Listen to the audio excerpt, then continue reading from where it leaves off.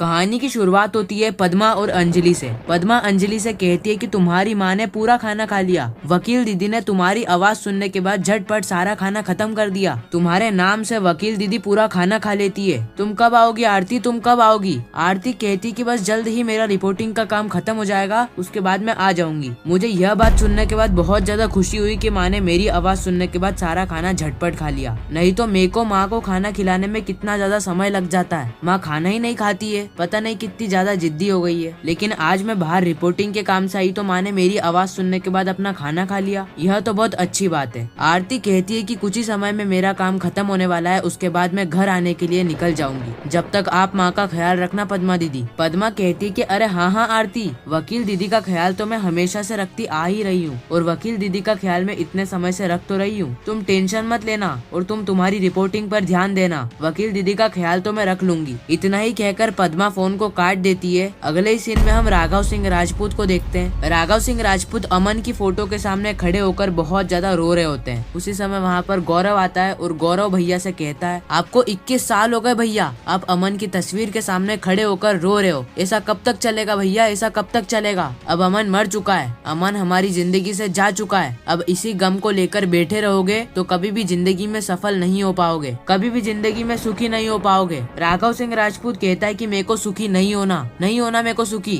मेरा बेटा अमन नहीं है मतलब मैं भी सुखी नहीं हूँ, क्योंकि किस पागल औरत ने मेरे बेटे अमन को मरवा दिया। अगर वह लड़की नहीं होती तो आज अमन बच जाता। कातिल अंजलि की जान लेना चाहता था, कातिल अंजलि को मारना चाहता था, लेकिन उसने मार अमन को दिया, क्योंकि जिस कार के अंदर वह लड़की बैठी थी उस कार के अंदर अमन भी बैठा था। और एट द एंड वह लड़की तो बच गई, लेकिन मेरा बेटा अमन नहीं बचा। वह लड़की मेरे लिए जिंदा लाश बन चुकी है। गौरव कहता है कि प्लीज भैया अंजलि को घर में लेकर आओ। अंजलि हमारे घर की बहू है और कोई भला अपनी बहू को इस तरीके से घर से बाहर निकालता है क्या? और इन सभी चीजों में अंजलि की क्या गलती? अंजलि को थोड़ी पता था कि गुंडे अमन के ऊपर प्रहार करने वाले हैं। अंजलि तो अपनी बातों में मगन थी। अब अगर कोई ऐसे में अंजलि के सामने आकर अंजलि को ठोक देता है तो इसमें अंजलि की क्या गलती भैया? बताओ भैया बताओ, आपका बेटा क्या मर गया? आपने अपनी बेटी को ही खो दिया। आप यही चाहते हो कि अंजलि भी मर जाए? इसका मतलब अंजलि को लेकर आपके मन में कोई प्यार है ही नहीं। राघव सिंह राजपूत कहता है कि गौरव तुम अंजलि का नाम यहाँ पर लो भी मत। मेरे घर में अगर तुम अंजलि का नाम लोगे तो यहाँ से निकल जाओ, पहली फुर्सत में निकल जाओ यहाँ से, क्योंकि मेरे को अंजलि का नाम सुनना पसंद ही नहीं है। अंजलि अब मेरे लिए मर चुकी है। अगर मेरा बेटा नहीं है तो मेरी बहू अंजलि भी नहीं है। और ऐसी बहू क्या काम की जिसने मेरे बेटे को ही मार दिया। गौरव राघव सिंह राजपूत को समझाने की बहुत ज्यादा कोशिश करता है कि अंजलि की वजह से अमन की मौत नहीं हुई है। प्लीज भैया आप बात को समझने की कोशिश कीजिए, प्लीज भैया बात को समझिए। लेकिन राघव सिंह राजपूत इस वक्त तक मानता ही नहीं है। राघव सिंह राजपूत कहता है कि अंजलि की वजह से मेरे बेटे अमन की मौत हुई है तो अंजलि को तो मैं इस घर के अंदर कदम भी नहीं रखने दूंगा। गौरव कहता है कि प्लीज भैया मैं आपके सामने हाथ जोड़कर गुजारिश करता हूँ, आपसे हाथ जोड़कर रिक्वेस्ट करता हूँ कि अंजलि को राजपूत परिवार में लाया जाए। अभी अंजलि फाइनेंशियली स्टेबल नहीं है, अंजलि के परिवार में बहुत ज्यादा गरीबी है और अगर हम अंजलि को राजपूत परिवार में लाते हैं, राजपूत परिवार में लाने के बाद उसका सही ट्रीटमेंट करवाते हैं तो अंजलि वापस से चल फिरने लग जाएगी। और सोचो भैया सोचो, आपको इसके बाद कितना ज्यादा पुण्य मिलेगा। आपने एक लड़की की जान बचाई, इससे अच्छी बात और आपके लिए क्या हो सकती है? गौरव राघव सिंह राजपूत को समझाने की बहुत ज्यादा कोशिश करता है, लेकिन राघव सिंह राजपूत मानता ही नहीं है। राघव सिंह राजपूत कहता है कि अगर घर में मेरा बेटा अमन नहीं है तो अमन की वाइफ अंजलि भी नहीं आएगी। गौरव कहता है कि अंजलि की बेटी का क्या? राघव सिंह राजपूत कहता है कि अंजलि भी मेरे लिए मर चुकी है और अंजलि की बेटी भी मेरे लिए मर चुकी है, क्योंकि अगर अमन नहीं तो अमन के परिवार का कोई भी नहीं। राघव सिंह राजपूत गौरव से कहते हैं कि मैं असली कातिल को ढूंढ निकालूंगा, असली कातिल को ढूंढ कर उसको कड़ी से कड़ी सजा दिलवाऊंगा, क्योंकि उसकी वजह से मेरे बेटे अमन की मौत हुई है। मेरे बेटे अमन की मौत का जिम्मेदार अगर कोई है तो वह है असली कातिल। और अगर एक बार असली कातिल मिल गया तो मैं एडवोकेट अंजलि अवस्थी को भी मेरे घर में रहने की जगह दे दूंगा। अगले ही सीन में हम देखते हैं कि वहाँ पर भजन सिंह आ जाता है। भजन सिंह राघव सिंह राजपूत से कहता है कि आप असली कातिल को नहीं ढूंढ सकते, क्योंकि अब वह केस को दबा दिया गया है। असली कातिल 21 सालों में अब पता नहीं कहां तक पहुंच चुका होगा। अब वह अंजलि और अमन को मौत के घाट उतार कर निकल चुका है, अपने नई जिंदगी की शुरुआत कर दी है उसने। राघव सिंह राजपूत भजन सिंह से कहता है कि तुमको कैसे पता?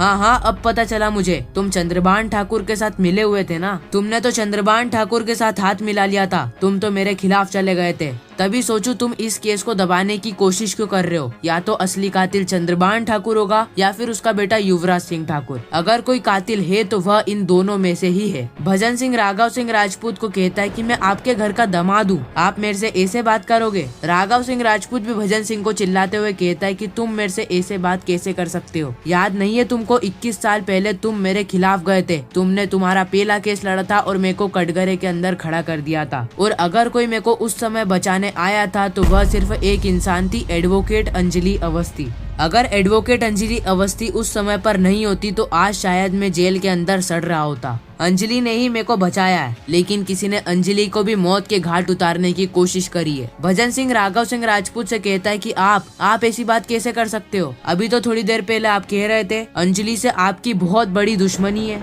आप अंजलि को घर में नहीं लेना चाहते, आपकी हमेशा हमेशा के लिए अंजलि से नाता टूट चुका है। लेकिन अब आपके मन में अंजलि को लेकर सॉफ्ट साइड आ गई। ऐसा कैसे राघव सिंह राजपूत, ऐसा कैसे? सही मायने में आप तो गिरगिट की तरह रंग बदल रहे हैं। राघव सिंह राजपूत कहता है कि चुप हो जाओ भजन सिंह, तुम चुप हो जाओ। तुम्हारी आवाज सुनने के बाद पता नहीं मेरे कानों को क्या हो जाता है। तुम मेरे सर पर बोझ बन के आए हो, बोझ बन के। भजन सिंह कुछ भी नहीं कहता है। उसी समय भजन सिंह को एक फोन आता है। वह फोन होता है प्रताप राघवंशी का। अब क्योंकि प्रताप राघवंशी भजन सिंह के भी कांटेक्ट में है तो प्रताप राघवंशी भजन सिंह को फोन करता है और कहता है कि मेरे बेटे की शादी है और तुमको मेरे बेटे की शादी के अंदर जरूर आना है, तुम आओगे ना भजन सिंह? भजन सिंह कहता है कि लड़की का नाम क्या है? प्रताप राघवंशी कहते हैं कि लड़की का नाम है आरती अवस्थी। जैसे ही भजन सिंह आरती अवस्थी का नाम सुनता है भजन सिंह के रोंगटे खड़े हो जाते हैं। अगले सीन में हम देखते हैं कि आरती घर पहुंचने के बाद सबसे पहले अपनी माँ अंजलि से मिलती है। आरती अंजलि से कहती है कि माँ मैं आपकी बेटी आरती, जर्नलिस्ट आरती जो कि कभी नहीं हारती। माँ आप मेरे को भूल तो नहीं गई? माँ मैंने ऐसी रिकॉर्डिंग करी है ना जिससे सारे ही गुंडों की पोल खुल जाएगी। और तो और मैंने आपकी तरह एक बेबस औरत को भी बचाया है। गणेश अवस्थी कहता है कि कौन है वो? आरती उसी समय कली को आवाज देती है और कली घर के अंदर आ जाती है। कली को देखकर पद्मा और गणेश अवस्थी के होश उड़ जाते हैं। पद्मा आरती से कहती है आरती तुम यह किस लड़की को उठा कर ले आई? तुम्हें पता है ना कि 7 दिनों के अंदर तुम्हारी शादी है, फिर भी तुम इस लड़की को उठा कर ले आई। आरती कहती है कि पद्मा मासी आप ज्यादा मत बोलिए, मुझे पता है आप कितनी बड़ी मुसीबत में फंसे हुए थे और उस मुसीबत की घड़ी में आपका साथ दिया था मम्मी ने, और अगर आज कोई बेबस औरत को मेरी जरूरत है तो मैं उसकी मदद जरूर करूंगी। आरती अंजलि के पास जाती है और अंजलि से कहती है माँ क्या मैं कली को अपने घर में रख सकती हूँ? प्लीज माँ प्लीज मेरे को परमिशन दे दो। अगर आप मेरे को परमिशन देना चाहते हो तो आप आपकी आंखों की पलकें एक बार झपका दीजिए, मैं समझ जाऊंगी कि आपने मेरे को इशारा दे दिया है। अंजलि अपनी आंखों की पलकें झपका देती है जिससे आरती को यह पता चल जाता है कि वह इस लड़की को इस घर के अंदर रख सकती है। आरती कली से कहती है कि तुमको घर का छोटा मोटा काम तो आता है ना, तो बस फिर तुम छोटा मोटा काम कर देना। अभी तुम मेरे कमरे में चलो, वहीं पर चल के आराम करना। इतना ही कहकर आरती कली को अपने कमरे में ले जाती है और इसी के साथ यह खूबसूरत सा एपिसोड यहीं पर ही खत्म होता है, इस ट्विस्ट और सस्पेंस के साथ कि आगे होने क्या वाला है। बाकी आपको यह वीडियो कैसी लगी नीचे कमेंट करके जरूर बताना। आज की वीडियो में बस इतना ही, मैं मिलता हूँ किसी नेक्स्ट इंटरेस्टिंग वीडियो में, जब तक के लिए गुड बाय।